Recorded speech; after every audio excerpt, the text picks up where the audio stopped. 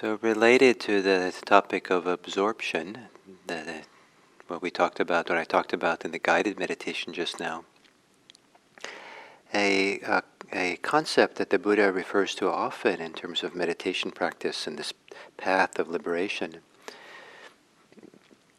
is the idea of often translated into English is seclusion.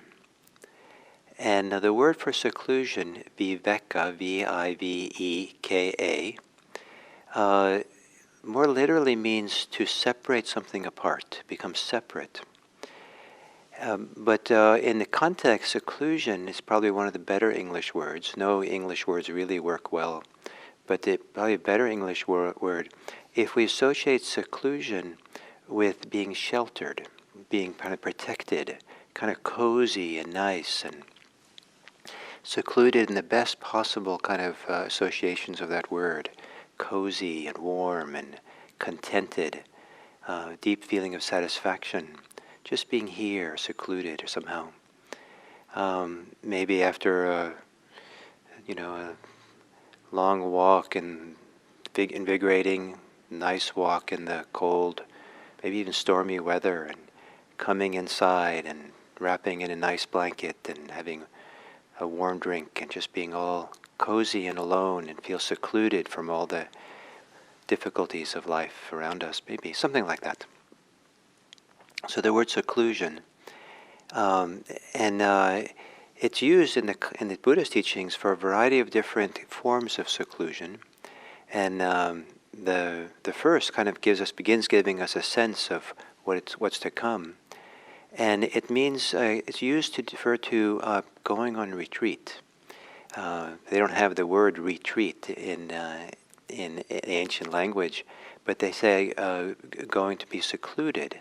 To be secluded is to go someplace where you're separate from the hustle. Some people might say that that's a process of escaping the world and the real world. We have to face the real world, but what's more real in terms of our mind and hearts is becoming integrated, not being fragmented and being pulled in all kinds of directions and our thoughts and feelings and everything. And so the process of meditation, going in physically becoming secluded from many of the aspects of the world, so we can find this inner health, inner wholesomeness and integration process, so we can bring that back into the world. And it isn't pushing the world away or abandoning it any more than going alone and being secluded in your bathroom to take a shower is pushing away the world and rejecting the world. And take a shower and become clean and become, we're more of a pleasant person to be with in the world if we're clean and taken care of that way. And so this idea of meditative seclusion, going off on retreat. And in the old days, it was going into the forest, perhaps, in some place where people could be alone. Some people might just be in your own room by yourself in the early morning. And maybe you get up before everyone else and you have this wonderful benefit of seclusion, just nothing else to think about and be involved in. Just here, practicing. And then it's easier to get absorbed. It's easier to that integration, that wholeness, and just the satisfaction, the contentment of being this way, of really then settling in, and then we become more and more secluded. And the meditative seclusion happens when we stop being so concerned with the past and the future, and the thoughts don't take us spinning out in other places and other times, and we're secluded from those external thoughts that kind of spin us away. And if we are thinking, it's thoughts that keep us here and connected and involved. As we get more absorbed in meditation, more connected and involved in it, and really sink into it, and then there's sensory seclusion that happens.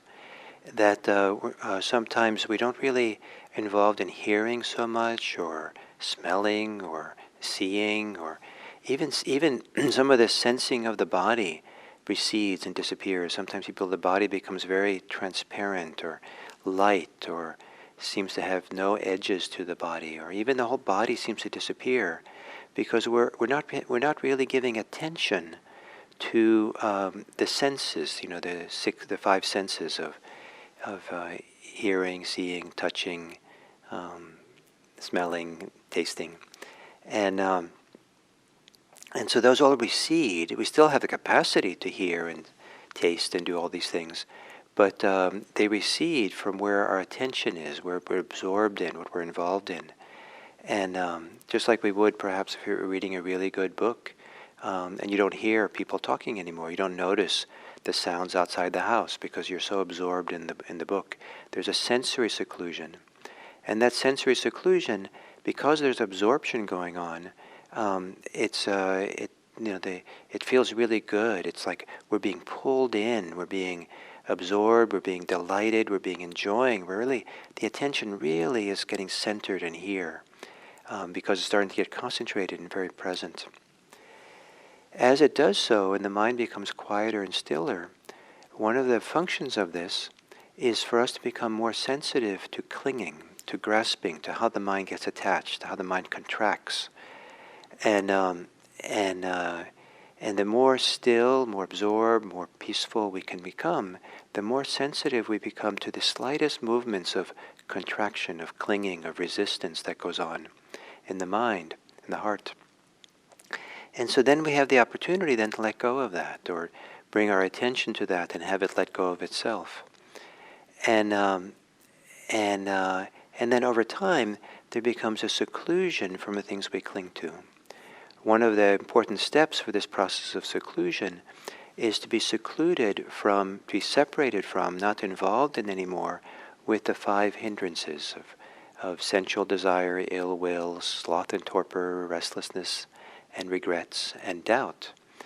Because we're so absorbed, so connected, so involved with what we're doing with meditation, like really absorbed, kind of dipping deep into the world, the ocean of breathing, that we're not get pulled into those. And it can be part of this contentment and satisfaction of meditation is not to be involved anymore with the hindrances. So we're secluded from them, we're separated from them, is the ancient language. And that's temporary. So in deep meditation, those fall away, but then they come back when we come out of meditation. Our mind is no longer concentrated, and maybe they come back a little bit weaker than they were before, but sooner or later they'll come back. And then the ultimate seclusion is their separation. Is when we become more permanently separated from some of our clinging and attachment, and that more permanent separation from attachment is called liberation. And so this samadhi practice is meant to support that process of liberation. And so it's not just getting absorbed and feeling the healthiness, the goodness, the wholesomeness, the satisfaction, the deep contentment of just being absorbed in the breathing, flowing with the breath. But it's preparing the mind. So the mind is softer, more workable, more able to let go, more malleable in a sense, so that the ways it's contracted has a room to breathe, has a room to let go and open up. And we start feeling some of the seclusions, these seclusions which partake of or have qualities of liberation in them. For example, being temporarily liberated from the hindrances. And so that brings us to the 12th step of these 16 steps of breathing. So the 11th one is breathing in, one concentrates the mind, one unifies the mind, one steadies the mind. Breathing out, one unifies the mind, steadies the mind, composes the mind, concentrates the mind, whatever that word is translated as, the samadhi word. And then the 12th step is one liberates the mind. Breathing in, one liberates the mind. Breathing out, one liberates the mind. And now we're starting to get into the territory of the real purpose of Buddhist meditation, this area of liberation. And we'll pick up that, continue with that tomorrow. And in the meantime, You might look for how you can lovingly, delightfully be absorbed in what you do during the day. Wash dishes, be absorbed and just do that in a way. Just turn yourself over fully to the enjoyment of that without letting the mind take you away. And maybe there's a lot of activities throughout the day that you can do. If you eat alone, for example, absorbed in just the eating. And learning to kind of appreciate or develop that capacity to give ourselves over fully to what we're doing when we're doing it, so that there's qualities of absorption, like a good, involved in playing music in a nice way. The supports us to learn how to do that in meditation. So you might want to play around with that during the day today, next 24 hours. So thank you very much, and I look forward to our time tomorrow. Thank you.